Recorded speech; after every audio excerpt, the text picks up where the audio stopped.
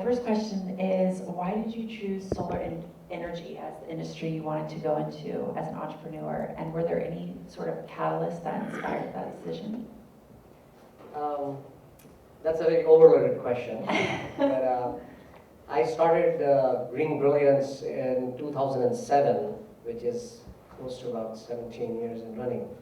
And back in the day, I don't know how many of you were involved with energy back in those days, but solar was not really a thing. Solar was a thing internationally. Germany and many other countries in Europe were just cruising along in solar, and America was quite left behind. And in my previous life, I was running software businesses, and I was traveling to Germany and traveling to Brussels and other European nations. And I got a sense of how solar is taken over, and it's an infrastructure kind of a business. And I started to research and analyze that. And then in 2007, I started GreenBrilliance. What were some of the challenges of launching it in this time where solar energy wasn't as widely accepted? You know, since solar was not a thing back then, there were challenges all along. The largest challenge was the customer and the consumer education. Nobody knew what is solar.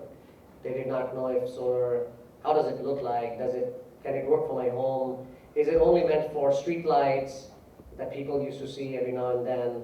Or the garden lights? Can it really do mega production for taking care of my home electric needs and things like that? So the academics was a major challenge. A majority of our time, our sales times on the kitchen table used to be spent on educating the customer on what is solar, how does it work, how does the electronics work, how does the DC convert to AC and blah, blah, blah. So we used to go into more technical and financial to get the customers to actually understand what solar energy can do for them. And there were no automated tools, there were no rendition modules that you could literally tell in a quick jiffy that, hey, this is how solar may look like on your roof, and the customers can visualize. So there was a lack of everything. Industry was just getting started. And people who were motivated to go solar, they did not have means to finance, because you would have to spend your $40,000, $50,000, $60,000 out of your savings account and get solar. So it started with those motivated people who you can call them as tree huggers, or people who like environment and want to make a difference and want to leave it back behind for the next generation and things like that. It was not a consumer thing. It was not a necessity. So the whole cycle of teaching people and then making it financially viable for them, and then starting over the years make it easy for them to get finance, quickly finance, cheaper finance, and something that can be sustainable.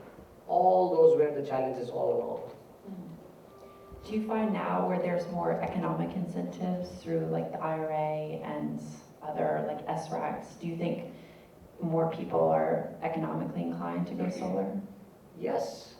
Actually, more than anybody's economic inclination, it is an economic sense to go solar. With the constantly rising energy rates from the utility all across every home that you all are in, Maryland, Virginia, DC, doesn't matter what state you are in, your electric rates are going up.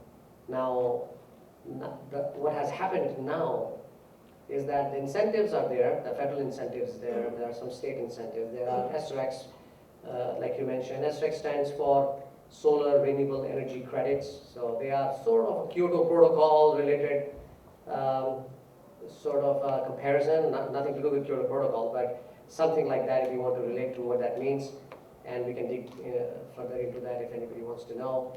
But what has facilitated now is like solar has sort of come to a point where we have tried to make it as easy as you may go to a car dealership and walk away with a car. So you walk into a dealership, you like a car, you sign a loan, and you you know that your monthly payment is going to be $300 or $400 or $500, and that's all you care about. You walk away with the keys and you're good. We have tried to take solar to a point where we say, here are your savings, here is how the 3D rendition looks like, this is exactly how this is going to look on your home, so you can visualize the aesthetics, you like it or not, or you want to move panels from the front roof to the side roofs and whatever, not compromising on quality or production or performance and things like that. So we bring in a whole lot more energy, a whole lot more details, information, along with very easy finance that people can quickly make a decision and move on. So typically our sales guys can come into your home and sell you a good top of the grade system in less than 15 minutes. Wow, that's very impressive. Yeah. So you mentioned that education was a hurdle that you guys had to jump over with having people want to go solar. If you could have one thing that people would have universal knowledge on, what would that be? You know, it's always a question that, does this, would this work for me? And then education is not just technical, it is also a little art. It's a mix of art and science. So the art would be that I don't think it looks good on my rooftop because I have a beautiful looking tile or shingle on my roof, and now these solar panels, they may look ugly. So there's an art component to it, and ugly and beauty is contextual. Something that looks ugly to you can look pretty to me. So that context brings in a little more education to it, to understand that, hey, this is not how you look at it, or this is not how it seems it should be. And then the science part is the production, the sustainability of that production. It's going to produce, how is it going to produce for the next 25 years? How are your savings going to look like for the next 25 years? How are your investment going to sort of give you returns in 25 years? So there's this financial component and the art component, which becomes overall the education part of it. And with various people, thousands of customers that we have deployed solar on, so till date, we have had thousands of experiences. You know, everybody has a unique question, a unique way to look at it, and we try to answer them, not because we want to answer that, we want to answer them because they want to know the answer. There's a slight difference there. Oh, okay. What would you say separates GreenBrilliance from other companies in the solar industry? Our philosophy of sticking with quality. We have walked away from business, from customers who have asked us to compromise on quality and get cheaper pricing. We would not go down that path of giving a quality that we don't feel we would attest for our homes, our own home. We would not go put those on your rooftops. So we don't use Chinese equipment, never. In 17 years, I have not put in a single Chinese panel on the rooftops. We have walked away from many, many systems, many, many customers. Lots of dollars we have walked away from, but we haven't compromised on what our theories are, our philosophies are. And one and most important part of GreenBrilliance is our focus is customers. So customer first is a focus. So if there is a upset customer, I still see in the office that there's a panic. You know, people don't like, our people don't like to hear that there is a customer who is upset. It could be a legit reason, and a reason which is not our fault. It could be miscommunication, customer not understanding what they're asking. It could be various reasons, including our fault, right? But what sets us aside is that we don't take that call and a distress call and say, sorry, you know, we're going to talk to you after 48 hours, or we're going to get back to you, or somebody will get back to you, or we're going to send you an email and that should answer your question. You know, things like that, which a lot of companies in the services world do because that's easier to do. We choose to approach it more customer-centric way. That's mostly, I would think, that sets us apart from the competition. Definitely. what do you see for the future of GreenBrilliance going forward? I think the future is super bright. We are in 7 states today, mostly in the mid-Atlantic here. And we are slowly expanding 1 state at a time. Our philosophies to expand into a state is when we have full control on that state. So if I were to go into, let's say, the Carolinas, unless and until we have our own licenses to do business in Carolinas, north or south, and our offices and our staff, we do not get into that state. So we prepare ourselves to go target the states. And we are in the states, in a new state, for about a couple of months, even before we say that we are ready to go in. We want to check out the state. We want to make sure that if we touch a customer in that state, we service the customer. We don't touch them for revenue. We touch them for service. So that's the theory we are. That's why we go slow, but we go strong.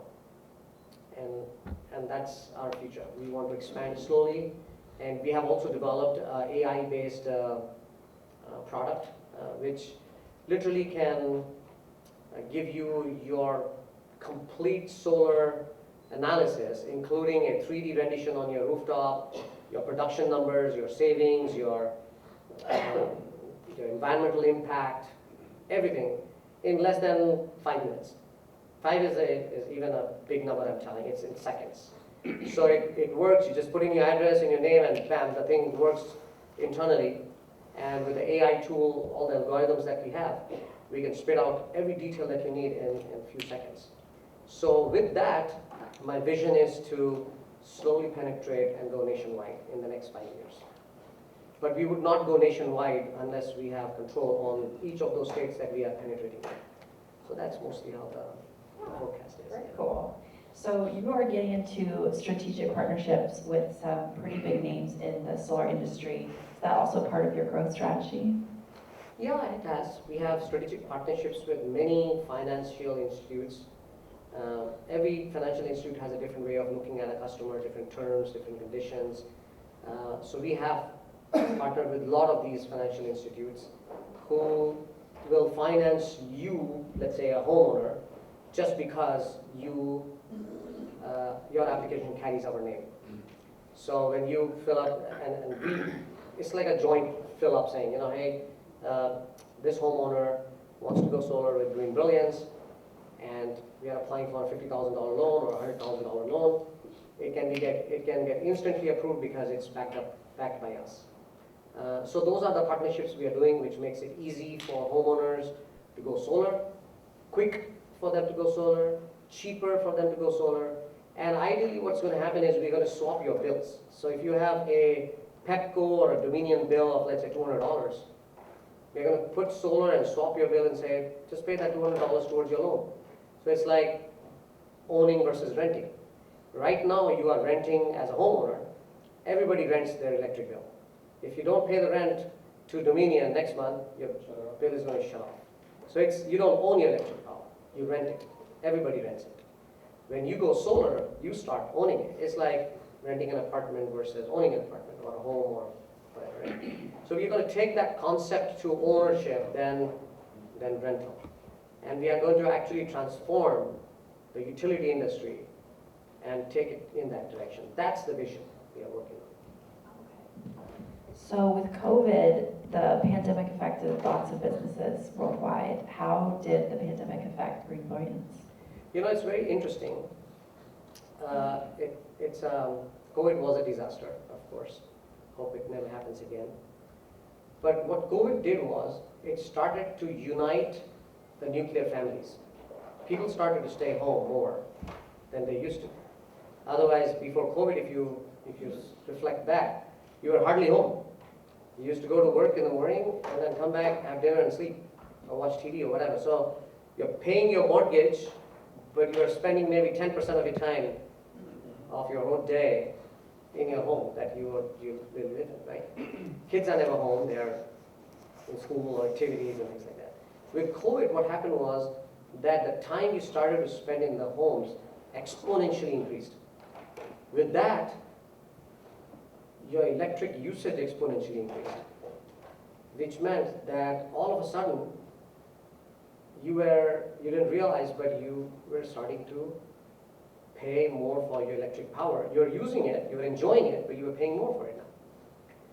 And that really brought a transformation in the renewable energy thought process.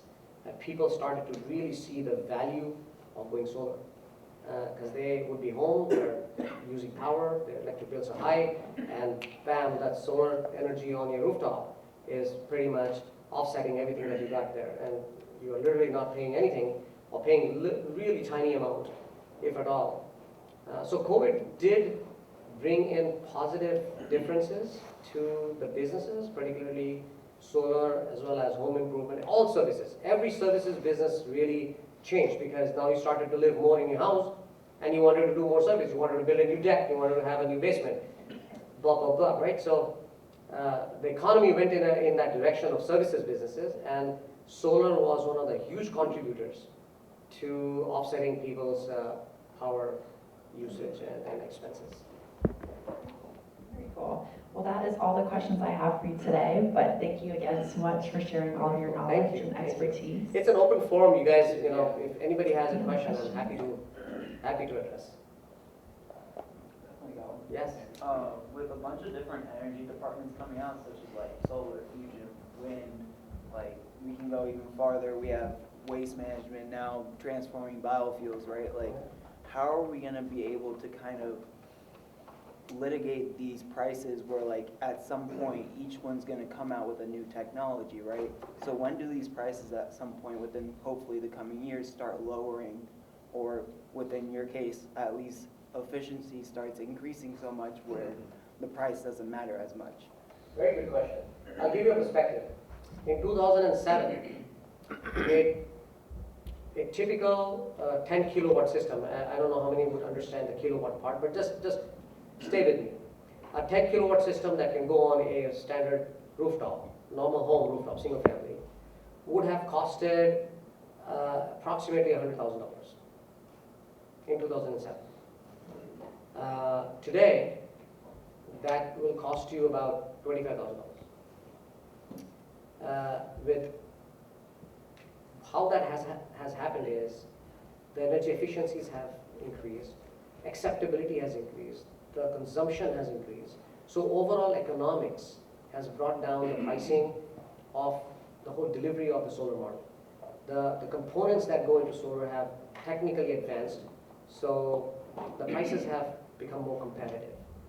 So going in the future, I think the prices will reduce. I mean, I think it's a no-brainer to say that the prices will not reduce again, right? It is also equally important to say that we have hit sort of a rock bottom.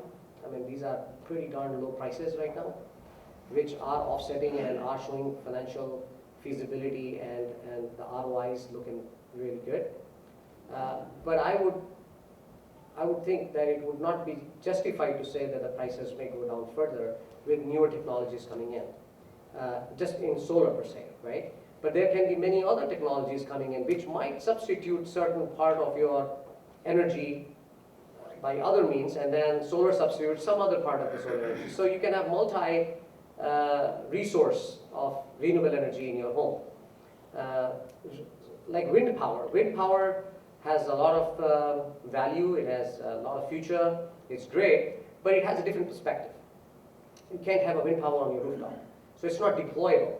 It is deployable in a utility scale. You have to find a large farm or a mountain or some valley where you can make it feasible for a wind generation, and then have the deployment of wind generation into the substation that can be miles. So these are large size projects which have a long-term viability, right?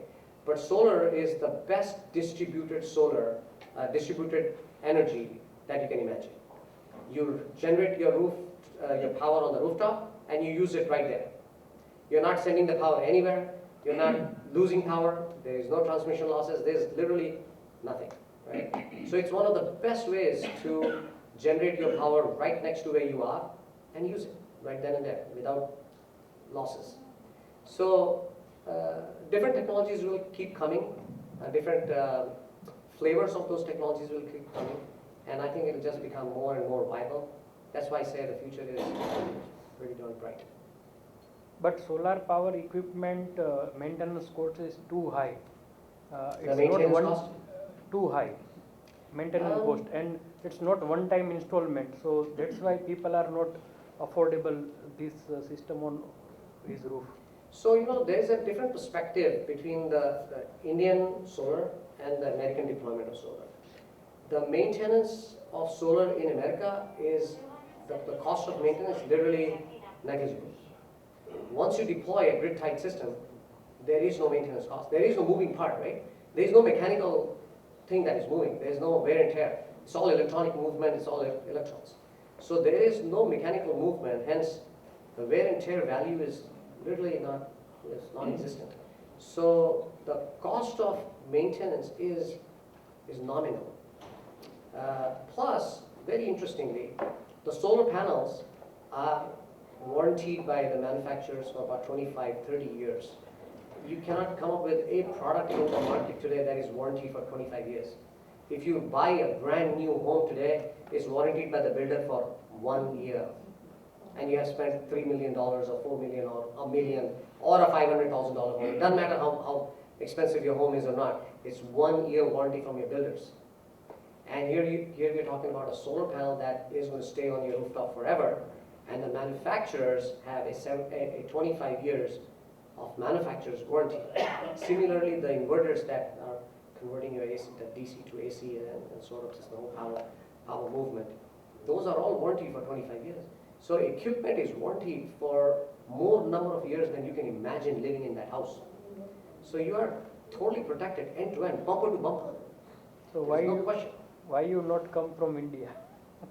Please come to India.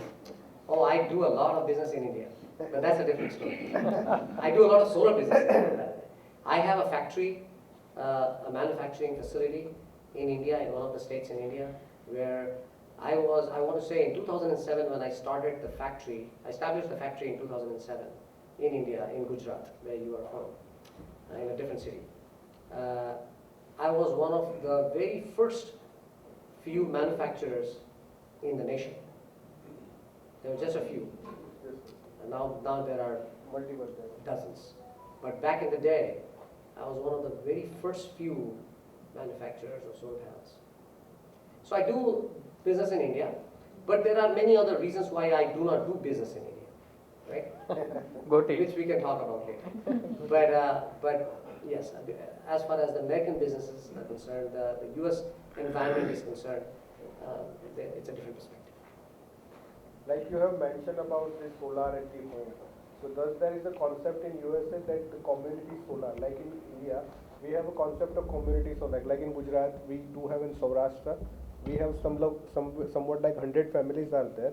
They are having some separate place. They put solar over there and they get the electricity from there. So is there any concept or plan like in USA? It's called community solar. Yeah. Yes.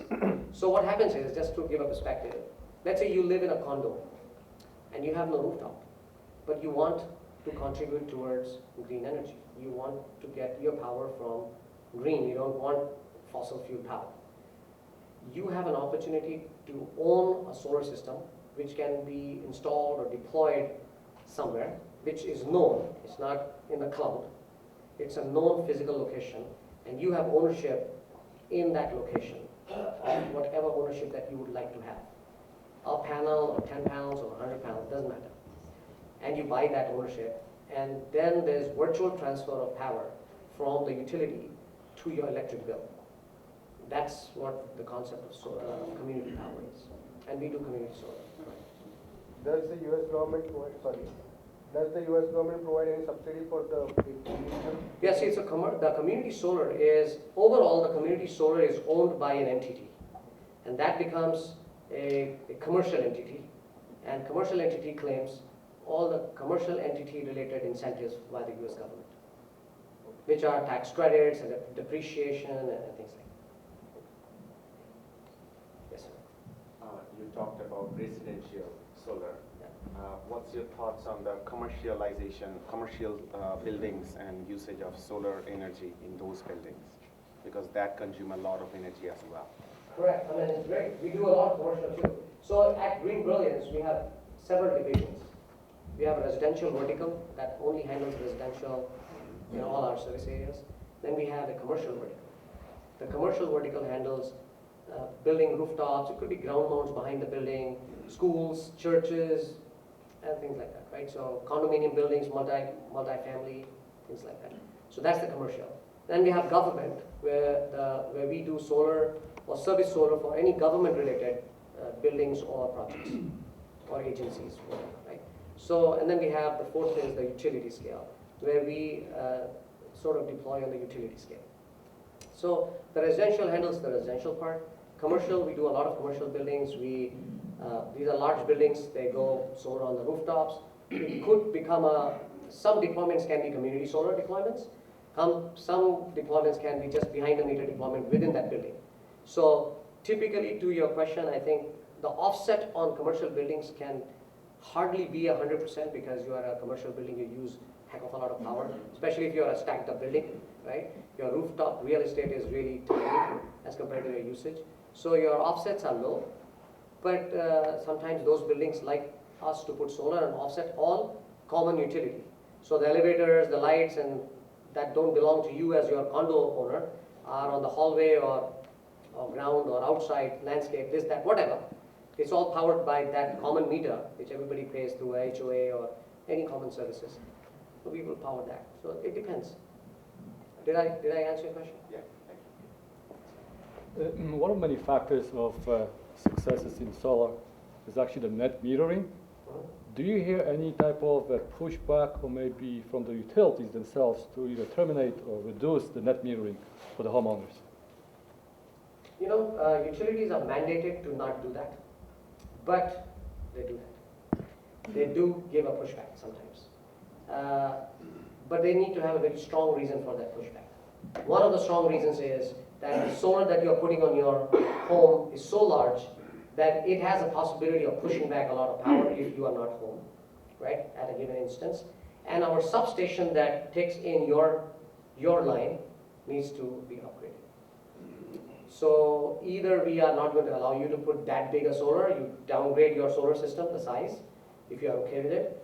And if you say that I'm not okay with it, I want that, you know, then the utilities will come to you and say, the cost of the upgrade on that substation is X thousand dollars, and we would like you to pay for it.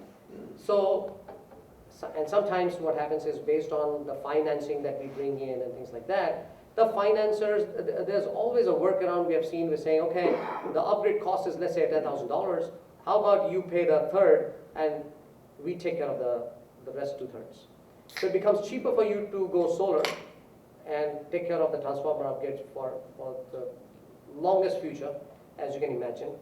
And the rest is taken care of by the investors who may fund you, who have loaned you the system and things like that, because they can take incentives and claims and grants and whatever claims that they can get their taxes reduced by, and perhaps amortize it over a longer period of time to take care of those costs. But to answer your question, yes and no. Just exactly how much do you use AI in your company system with your employees, your customers, and the actual solar itself? You know, more than AI, I is more important for me. We use intelligence in the company, not artificial intelligence. The artificial intelligence that we use is all in our tool. And our tool is called Blaze. So if you can remember this, it's blaze.solar.